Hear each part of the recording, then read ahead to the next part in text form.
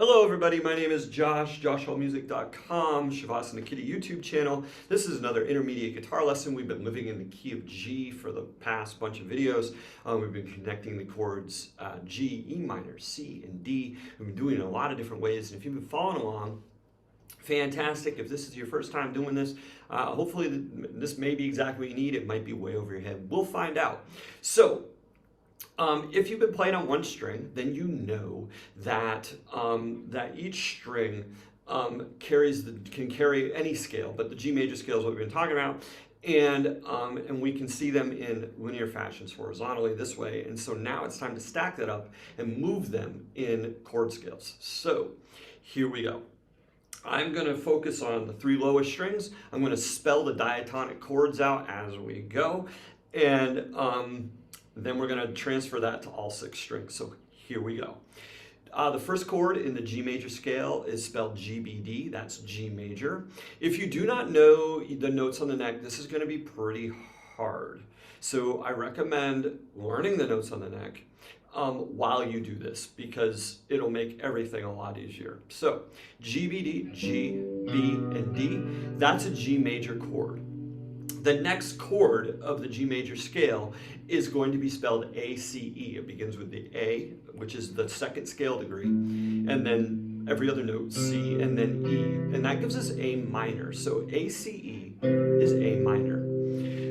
The next chord, the third chord in the scale, will be B minor, B, D, and F sharp.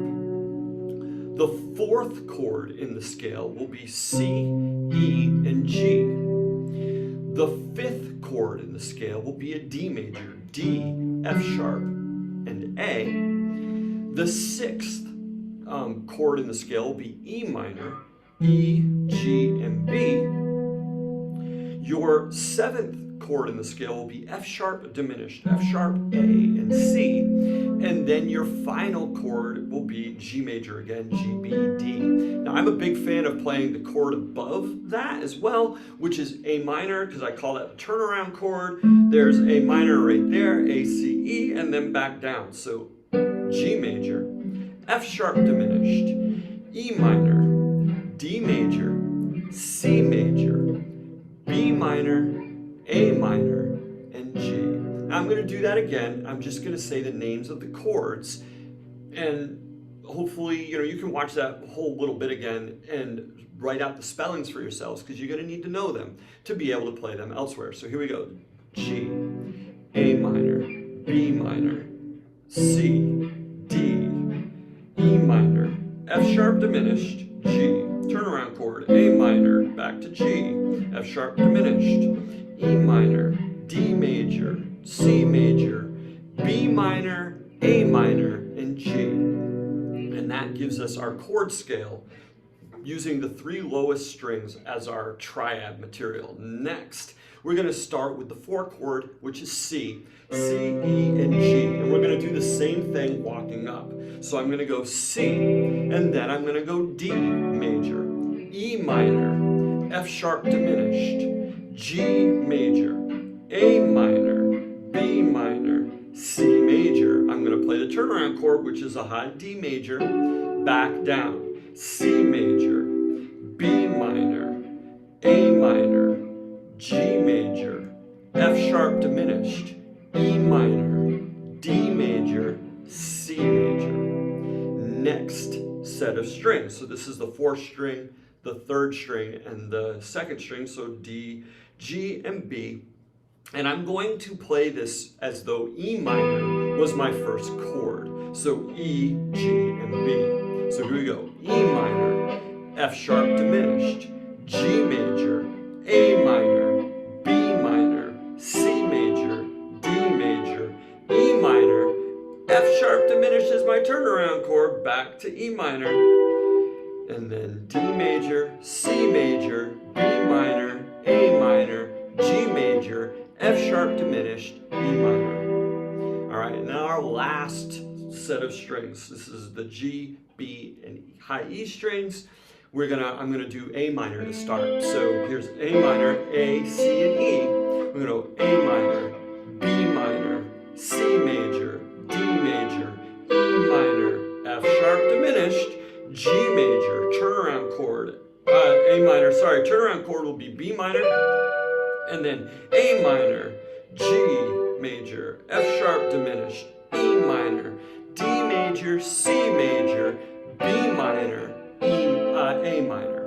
All right, so you could just play all of those permutations of all of those chords as like a warm-up, as like a little thing, just kind of get your hands going. That is not the only inversions of those chords. There are other ways to do it. That's just one way, all right? But if you know the notes on the neck and you know how to spell those chords, you're golden. Go back to that first minute when I went through and spelled everything and get to know the neck, all right? Because when we're playing our little riff, our little G to E minor to C to D, and you want to have some chords in between, you can do just a single note. Like that kind of thing is totally legit and nothing wrong with it. But if you want to add like a chord, you want to walk to it using a chord or something like that, then you can. So like let's say for example, I want to play, I'm playing my G right here, and I want to walk down to E minor.